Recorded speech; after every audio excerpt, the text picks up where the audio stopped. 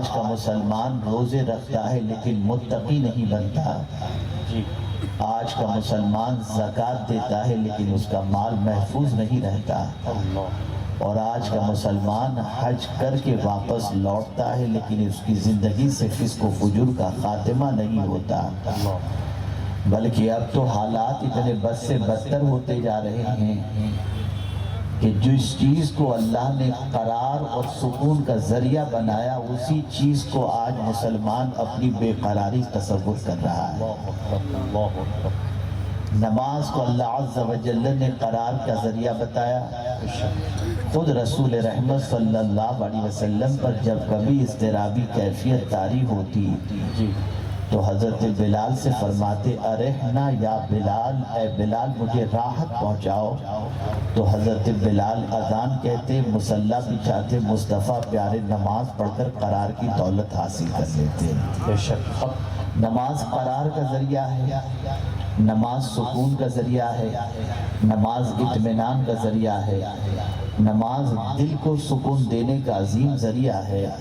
لیکن آج کا مسلمان نماز میں بھی بے چینی محسوس کرتا ہے، نماز میں بھی بے قراری محسوس کرتا ہے، اور نماز پڑھتا ضرور ہے لیکن وہ نماز اس کی زندگی میں انقلاب پیدا نہیں کرتی. میں جانتا ہوں کہ اس وقت رات کا کافی حصہ گزر چکا ہے اور آپ کافی دیر سے یہاں پر بیٹھے ہوئے ہیں اور خطابات کو سماعت فرما رہے ہیں. مزید آپ پر میں زیادہ بوجھ نہیں ڈالوں گا، لیکن میں چاہوں گا کہ آج ایسا کریکشن اور ایسی اصلاح کر کے یہاں سے اٹھیں کہ کل کی زندگی میں آپ جب نماز کے لیے مصلی پر کھڑے ہوں تو آپ کا دل معبود برحق سے لگا ہوا ہو اور رسول رحمت صلی اللہ علیہ وسلم کی ادا سمجھ کر رب قدیر جل جلالہ کی بارگاہ میں سر بسجود ہو سکیں. یاد رکھیں چونکہ یہ دارالعلوم شمس تبریز کا جشن دستار فضیلت بھی ہے اور ساتھ ہی ساتھ رحمت عالم صلی اللہ علیہ وسلم کانفرنس بھی ہے. دارالعلوم میں پڑھنے والے بچوں نے علم ظاہر سے اپنے آپ کو آراستہ کیا. انہوں نے فن کی کتابیں پڑھی، حدیث کی کتابیں پڑھی، قرآن مقدس انہوں نے حفظ کیا. یہ ایک ظاہری علم ہوا. اسی طریقے سے آپ اور ہم نماز، روزے، حج و زکوٰۃ کے مسائل سیکھتے ہیں، یہ ایک ظاہری علم ہوا.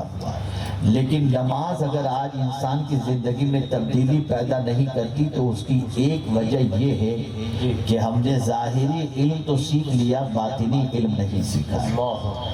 اس لیے کہ ظاہری علم سے نماز درست ہوتی ہے اور باطنی علم سے نماز کی حفاظت ہوتی ہے. ظاہری علم سے نماز صحیح ہوتی ہے اور باطنی علم اگر ہمارے پاس آ جائے تو وہ نماز ہمارے لیے معراج بن جایا کرتی ہے. آئیے میں اس کے حوالے سے کچھ باتیں آپ کی سماعتوں کے حوالے کروں. اللہ عز و جل نے نماز کا حکم فرمایا اقیموا الصلاۃ، نماز قائم کرو. آج پوری دنیا کے اندر ایک چیز بتائی جاتی ہے، وضو میں اتنے فرائض، غسل میں اتنے فرائض، نماز کے اتنے شرائط، نماز کے اتنے فرائض.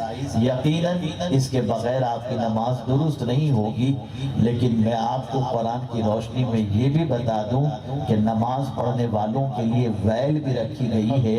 اور وہ ویل کون سی ہے؟ ویل کس کو کہتے ہیں؟ جس سے جہنم بھی دل میں 70 مرتبہ پناہ مانگتا ہے. وہ جگہ ہے ویل، اور اس جگہ پر اس بندے کو ڈالا جائے گا جو نماز پڑھتا ہوگا، لیکن کیسی نماز؟ جس کے پاس نماز کے باطنی علم کی کوتاہی ہوگی اور باطنی علم سے اس کو آگاہی نہیں ہوگی. قرآن کہتا ہے فویل للمصلین هم عن صلاتهم ساہون الذین هم یراؤون ویمنعون الماعون. خرابی ہے اس نمازی کے لیے جو اپنی نماز کو بھلا بیٹھے ہیں اور اپنی نماز کے اندر ریاکاری کرتے ہیں، دنیا کو دکھاتے ہیں.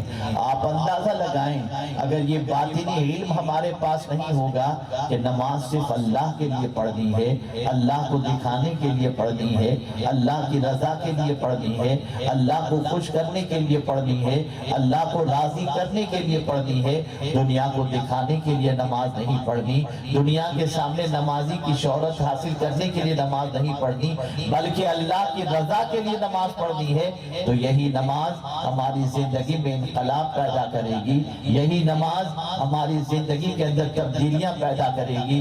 میرے پیارے آقا صلی اللہ علیہ وسلم کے پیارے دیوانوں، کیا آج بہت سارے ایسے لوگ نظر نہیں آتے؟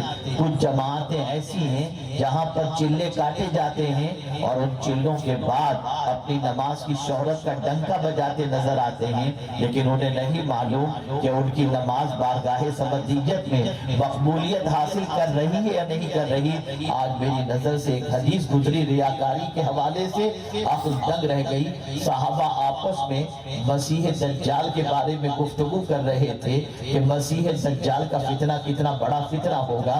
اللہ اکبر! اتنے میں رسول اعظم صلی اللہ علیہ وسلم تشریف لائے اور صحابہ سے فرمایا کیا بات کر رہے تھے؟ صحابہ نے کہا مسیح دجال کے بارے میں، تو رسول اعظم نے فرمایا میری امت کے لیے مسیح دجال سے بھی بڑی ایک چیز کا مجھے ڈر ہے۔ صحابہ چونک گئے، کانپ گئے، یا رسول اللہ مسیح دجال سے بھی بڑھ کر کے کسی چیز کا خوف؟ کہا ہاں، میری امت کا شرک خفی کے اندر گرفتار ہونے کا خوف مجھے ستا رہا ہے۔ یہ شرک خفی کیا ہے؟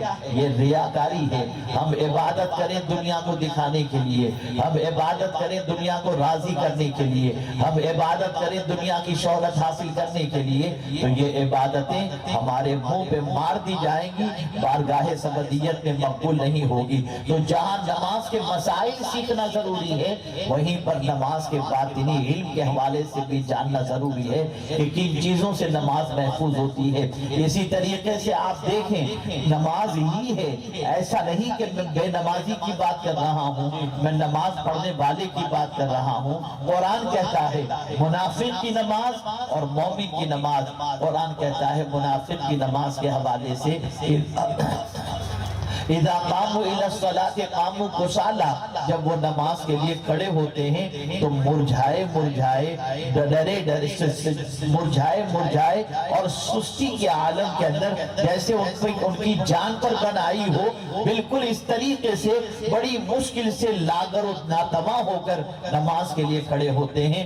چستی ان کی نماز میں نہیں ہوتی، گریوزاری ان کی نماز میں نہیں ہوتی، اللہ کا خشوع ان کی نماز کے اندر نہیں ہوتا۔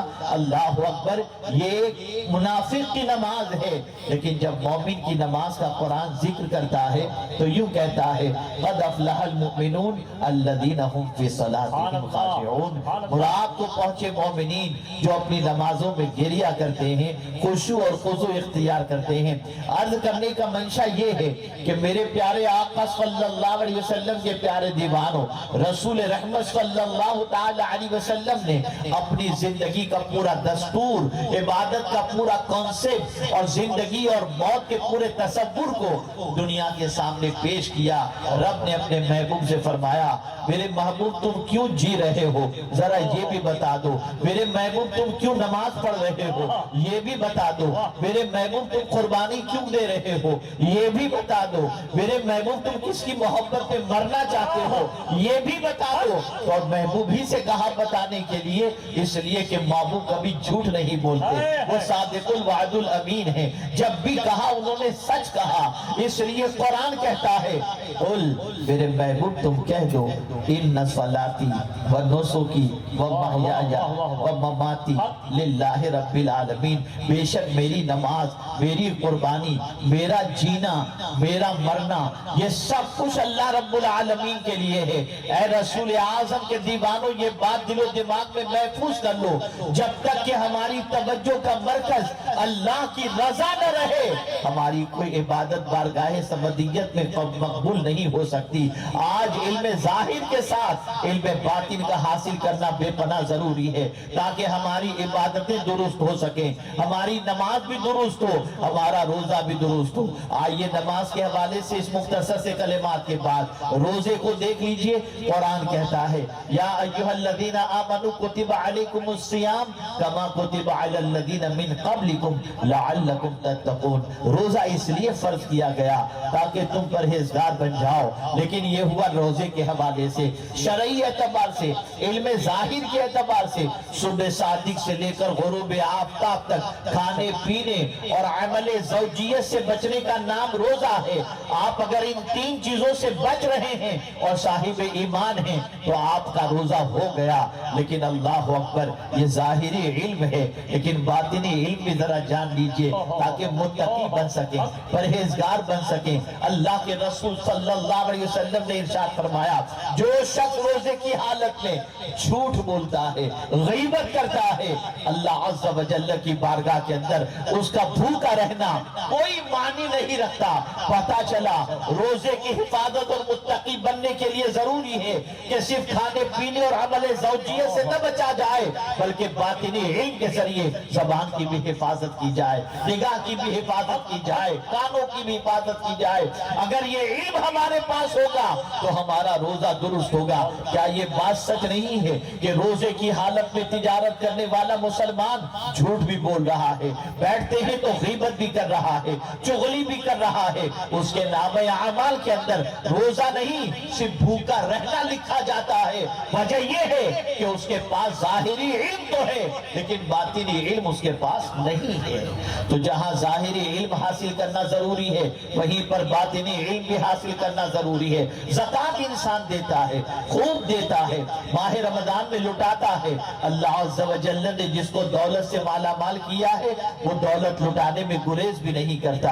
انسان مال لٹاتا ہے، انسان رمضان المبارک میں اور رمضان المبارک کے علاوہ کے مہینوں کے اندر بھی غریبوں کی مدد کرتا ہے. مثال کے طور پر دارالعلوم شمس تبریز کی مدد کیا، حضور سید دادا باپو صاحب قبلہ مقدس ذلہ العالی کے منصوبے کو عملی جامہ پہنانے کے لیے اس نے مالی تعاون پیش کیا. یہ سب کچھ اس نے کیا. لیکن اللہ اکبر، کسی دن اس کا دماغ تھوڑا سا ٹھنکا اور اس نے آ کر کے باپو سے کہہ دیا، باپو یہ عمارت میں نے بنائی ہے، باپو یہ پیسہ میں نے دیا ہے، باپو یہ میری مہربانی ہے.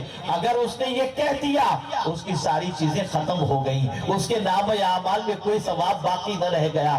اس لیے کہ قرآن کے حوالے سے اس کے پاس علم نہیں ہے. ظاہری علم تو ہے کہ 2.5% زکوٰۃ دے دی جائے، سال گزرنے کے سال جیسے ہی گزرے حولان حول کے بعد زکوٰۃ ادا کر دینی چاہیے، اتنے پر اتنا دینا چاہیے. یہ علم تو اس کے پاس ہے لیکن باطنی علم اس کے پاس نہیں. اب آئیے باطنی علم کیا ہے زکوٰۃ کے حوالے سے یہ بھی بتا دوں. تو قرآن کہتا ہے، یا ایھا الذین آمنوا لا تبطلوا صدقاتکم بالمن والاذی، اے ایمان والو اپنے صدقے کو ضائع نہ کرو احسان جتا کر اور اذیت پہنچا کر. اگر اس کے پاس یہ علم ہوتا تو کبھی وہ احسان نہ جتاتا، اگر اس کے پاس یہ علم ہوتا کبھی دے کر کے غرور نہ کرتا، اگر اس کے پاس یہ علم ہوتا تو کبھی اپنے صدقات کو ضائع نہ کرتا.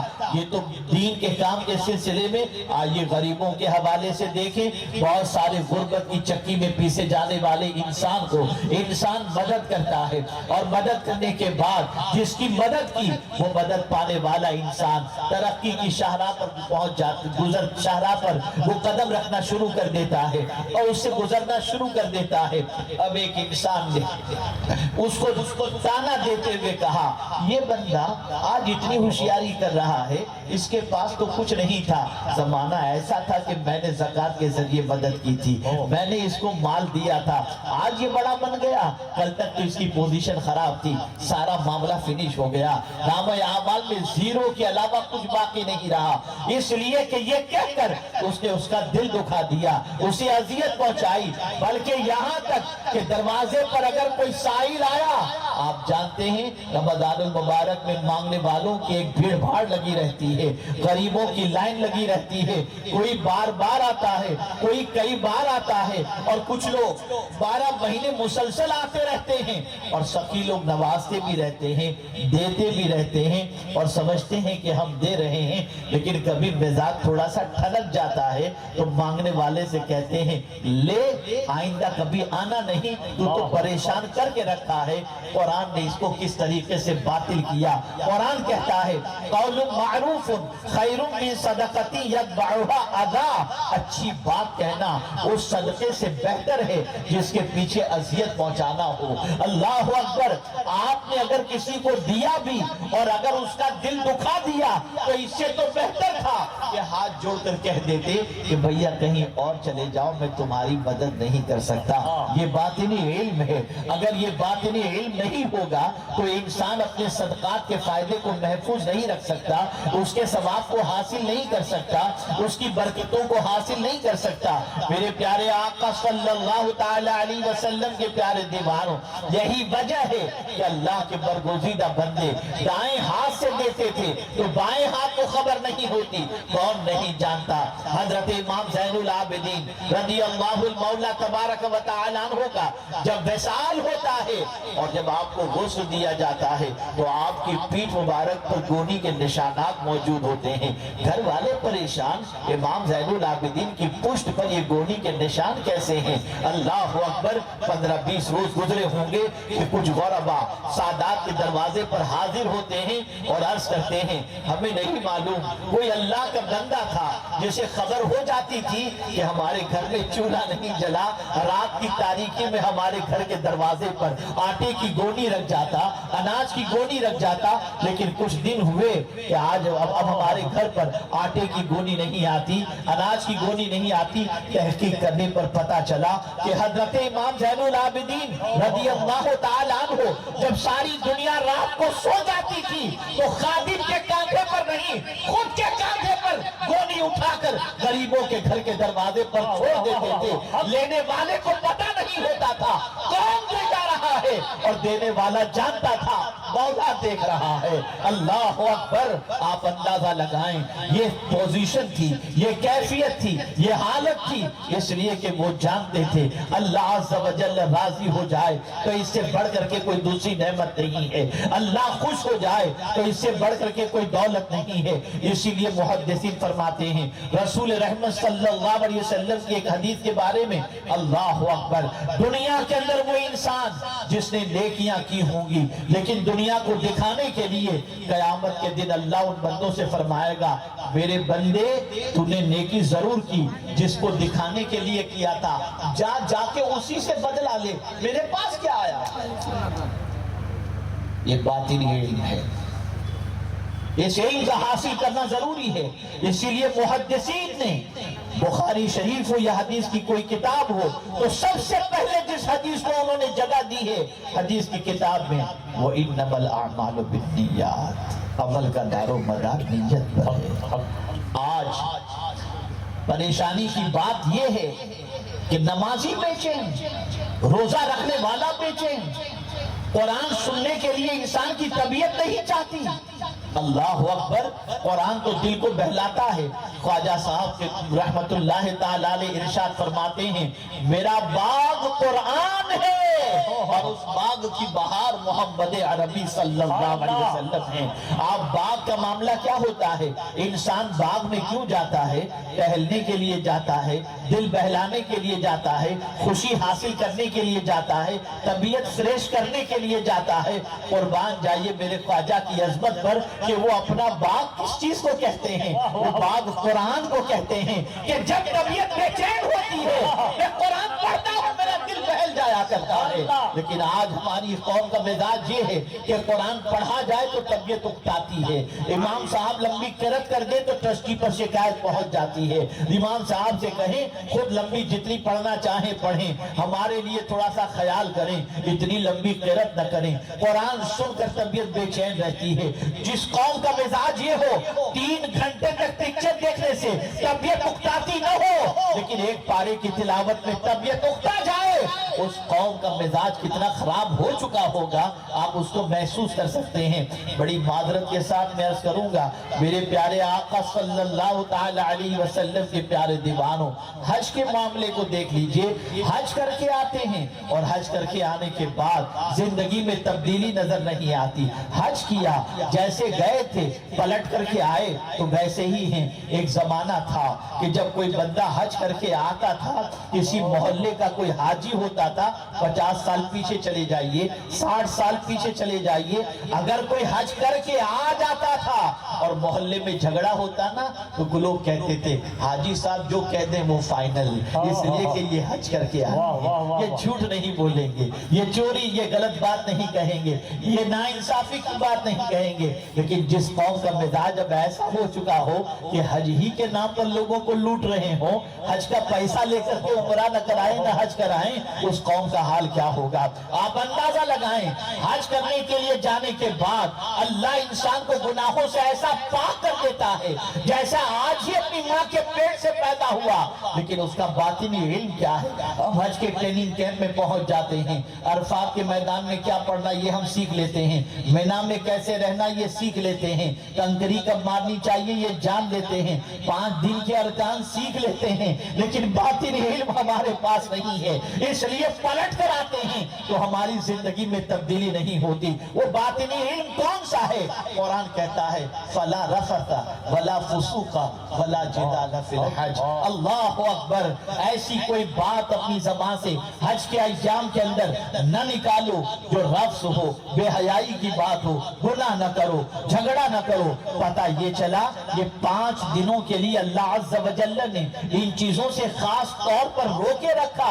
اللہ اکبر، آپ مجھے بتاؤ حج کے ایام میں ان چیزوں سے روکے رکھا، اس کی وجہ کیا ہے؟ تاکہ جب تم ان چیزوں سے آج رک گئے نا تو حج کے بعد جب پلٹو گے تو تمہارے اندر رکنے کا جذبہ پیدا ہوگا۔ یہ باطنی علم ہمارے پاس نہیں۔ ہم نے تو میدان عرفات کے اندر اور مینا کے اندر لوگوں کو جھگڑا کرتے دیکھا ہے، ٹوائلٹ میں کیوں لگی ہوئی ہے وہاں جھگڑا چل رہا ہے، کھانا ٹور والے بانٹ رہے ہیں جھگڑا چل رہا ہے۔ باطنی علم سے محرومی کا نتیجہ یہ ہوا کہ آج حج کی برکات سے انسان محروم ہو چکا، روزے کی برکات سے انسان محروم ہو چکا، نماز کی برکات سے انسان محروم ہو چکا۔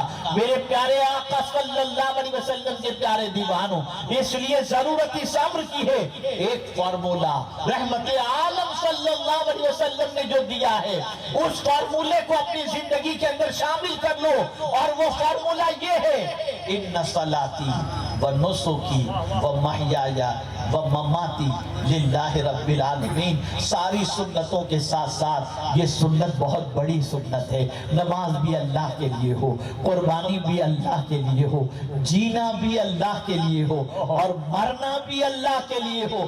اگر اس سنت پر کوئی عمل کر لیتا ہے تو سن لو اس کا باطن بھی سمجھ جائے گا اور اس کا ظاہر بھی سمجھ جائے گا، اور رب قدیر جل جلالہ اپنے قرب کی دولت سے مالا مال فرمائے گا۔ اب آئیے میں آپ کو سمجھاؤں اس علم کے ساتھ ساتھ سب سے فوقیت کس علم کو دی جائے۔ آج ہمارے معاشرے کے اندر دنیاوی علوم کے حصول کے سلسلے میں ریس لگی ہوئی ہے۔ ہم چاہتے ہیں کہ ہمارا بچہ ڈاکٹر بنے، ہم چاہتے ہیں ہمارا بچہ انجینئر بنے، ہم چاہتے ہیں ہمارا بچہ بیرسٹر بنے۔ ضرور بناؤ، لیکن سب سے پہلے کون سا علم سکھانا چاہیے؟ آپ جانتے ہیں ڈاکٹر بننے کے بعد اگر وہ آوارہ ہے، اگر انجینئر بننے کے بعد اس کو نماز پڑھنا نہیں آتی یا نماز سے گھبراتا ہے تو ایسا ڈاکٹر بنا کر کیا فائدہ، ایسا انجینئر بنا کر کیا فائدہ؟ اگر وہ دنیاوی علوم کے اندر بہت مہارت بھی حاصل کر لے لیکن اس کا سر خدا کے سامنے نہ جھکتا ہو، وہ اللہ سے ڈرتا نہ ہو، اللہ کے خوف سے اس کا دامن جو ہے وہ تر نہ ہو، تو مجھے بتاؤ وہ دنیاوی علوم کس کام کا؟ اسی لیے قرآن نے جو کہا ہے اسے آپ سمجھیں۔ قرآن کہتا ہے اللہ الذی خلق سبع سماوات وَمِنَ الْأَرْضِ مِثْلَهُنَّ يَتَنَزَّلُ الْأَمْرُ بَيْنَهُنَّ لِتَعْلَمُوا أَنَّ اللَّهَ عَلَى كُلِّ شَيْءٍ قَدِيرٌ وَأَنَّ اللَّهَ قَدْ أَحَاطَ بِكُلِّ شَيْءٍ عِلْمًا۔ اللہ وہ ہے جس نے ساتوں آسمان پیدا کیے اور اسی کے مثل زمین، اور ان دونوں کے درمیان اس کا حکم نازل ہوتا ہے۔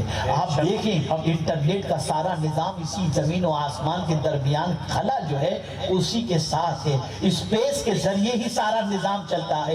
یہ مواصلاتی نظام، ہم یہاں بٹن دباتے ہیں اور فوراً ہمارا میسج امریکہ پہنچ جاتا ہے، یہ خلا کی وجہ سے، یہ اسپیس کی وجہ سے۔ اللہ فرماتا ہے اسی کے درمیان ہمارا حکم نازل ہوتا ہے، اور یہ کیوں نازل ہوتا ہے اور کس وجہ سے؟ یہ ساری چیزوں کو دیکھ کر تمہیں کون سا علم حاصل کرنا ہے؟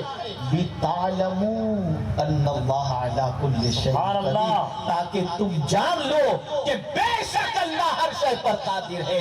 سائنٹسٹ بڑا نہیں، میرا مولا سب سے بڑا ہے۔ بے شک یہ علم حاصل ہونا چاہیے، یہ علم حاصل ہونا چاہیے۔ آہستہ آہستہ سائنس کی طرف بڑھ کر رب سے رشتہ کمزور ہو رہا ہے۔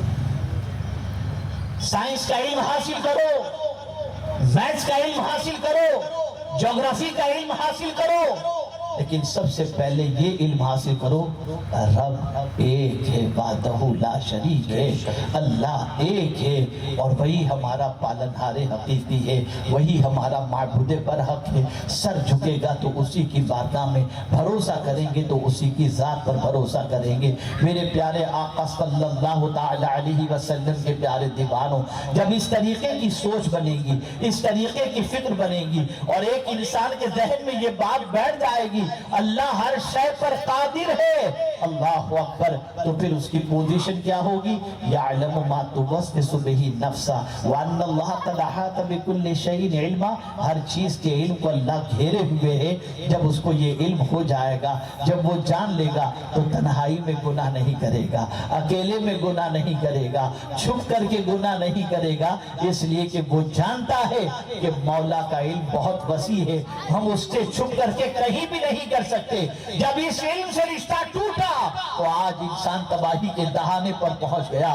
ہر جوان کی جوانی داغدار الا ماشاءاللہ نظر آ رہی ہے، تباہی کے دہانے پر اور بربادی کے دہانے پر اور بدکرداری کے دہانے پر آج کا ہمارا بچہ اور آج کے ہمارے نوجوان پہنچ چکے ہیں۔ اے رسول اعظم صلی اللہ علیہ وسلم کے دیوانوں، میں بے پناہ مبارکباد پیش کرتا ہوں حضرت مولانا سید پیر باپو صاحب قبلہ کو کہ انہوں نے دارالعلوم شمس تبریز قائم کر کے یہاں پر اتنے بچوں کو دستار حفظ و قرأت و فضیلت عطا کر کے اتنے علماء انہوں نے لوگوں کو پیش کیے، تاکہ یہ عالم بن کر کے نکلنے والے اللہ سے بھی قریب کریں اور اللہ کے رسول صلی اللہ علیہ وسلم سے قریب کریں۔ یہاں سے نکلنے والا فارغ، یہاں سے نکلنے والا فاضل، یہاں سے نکلنے والا حافظ انشاءاللہ آپ کو قرآن سے بھی قریب، مسائل سے بھی قریب اور دین سے بھی قریب کرے گا۔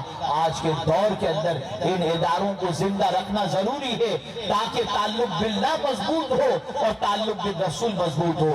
اسکول بھی قائم کرو، کالج بھی قائم کرو، یونیورسٹی بھی قائم کرو، میڈیکل کالج بھی قائم کرو، لیکن ایک بات ذہن میں پرماننٹ محفوظ کر لو، اور اسی بات کو عرض کر کے میں اپنی گفتگو کو ختم کرتا ہوں، اور وہ بات یہ ہے آپ کا بچہ ڈاکٹر بنے، انجینئر بنے، لائر بنے، بیرسٹر بنے یا نہ بنے، اور بنے تو بھی اچھی بات، نہ بنے تو کوئی بھی بات نہیں، لیکن پکا مسلمان ضرور بنے، اس کا خیال رکھیں۔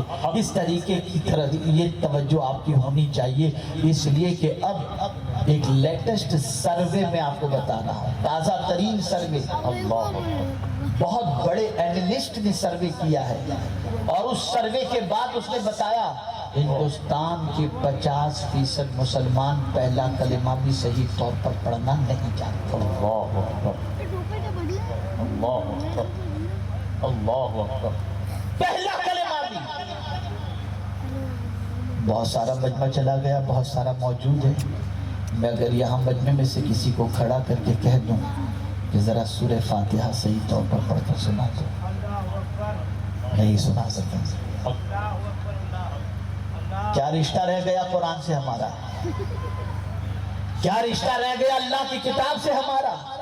ہم اپنی اولاد کو سب کچھ سکھاتے ہیں، اللہ کی کتاب نہیں سکھا رہے۔ سکھاؤ اس کتاب کو، فوقیت دو اس کتاب کو۔ دنیا کی کوئی کتاب قیامت میں بلندی کی طرف نہیں لے جائے گی، لیکن قرآن ایسی کتاب ہے کہ رسول اعظم فرماتے ہیں قاری قرآن سے قیامت میں رب فرمائے گا اقرا ورفع، قرآن پڑھ اور بلندی پر چڑھ۔ جو کتاب قیامت میں بلندی عطا کرے گی وہی کتاب دنیا میں بھی بلندی عطا کرے گی۔ اس کتاب سے رشتے کو مضبوط کرو۔ اور آخری بات یہ ہے، اپنے دوست کے میسج کو روزانہ چیک کرتے ہو کہ آخری اس نے کب میسج دیکھا تھا۔ اب ضرور دیکھتے ہو کہ آخری میسج اس نے کب دیکھا تھا۔ اب میں آپ سے ایک چیز عرض کرنا چاہوں گا، آپ اپنے ضمیر سے پوچھو کہ آخری بار قرآن آپ نے کب کھولا تھا؟ آخری بار قرآن آپ نے کب کھولا تھا؟ ذرا اپنے ضمیر سے پوچھو تو آپ کو پتہ چلے گا یہ قرآن ہمارے لیے ہم سے ناراض ہے، یہ اللہ کی کتاب ناراض ہے۔ اور سن لو، حضور فرماتے ہیں جس گھر میں قرآن کی تلاوت نہیں ہوتی اس گھر کے اندر رہنے والے انسان مردہ ہیں، مردہ، اور وہ گھر قبرستان ہے، وہ گھر قبرستان ہے۔ یہ جلسہ، یہ پروگرام آپ کو اللہ اور اس کے رسول سے قریب کرنے کے لیے منعقد کیا گیا، اور اسی کے ساتھ ساتھ دارالعلوم کا جلسہ اس لیے منعقد کیا گیا تاکہ آپ کی بارگاہ کے اندر اتنے علماء اور حفاظ پیش کر کے آپ کو بتایا جائے کہ آپ اپنی علمی پیاس کو ان کے ذریعے بجھا سکتے ہیں۔ آپ ان سے قرآن سیکھیں، ان سے مسائل سیکھیں، اور ان سے اپنی زندگی کو سنوارنے کی کوشش کریں۔ اللہ رب العزت جل جلالہ، آقا کریم صلی اللہ علیہ وسلم کے سب کو طفیل ہم سب کو علم کی دولت سے مالا مال فرمائے، علم ظاہر بھی عطا فرمائے، علم باطن بھی عطا فرمائے۔ جس طرح سے عبادت بھی ظاہری ہے ویسے عبادت باطنی بھی ہے۔ باطنی عبادت کون سی ہے؟ زندگی رہی تو پھر کبھی عرض کروں گا۔ انہی کلمات خیر پر میں اپنی گفتگو کو مکمل کرتا ہوں۔ وما علینا الا البلاغ المبین۔ السلام علیکم ورحمۃ اللہ وبرکاتہ۔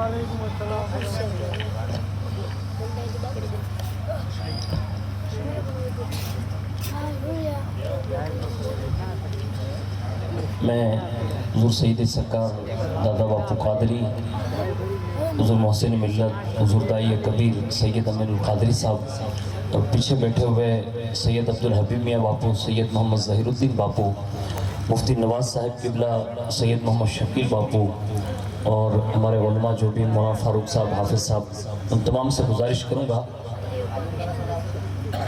مفتی جی سید صاحب، سید محمد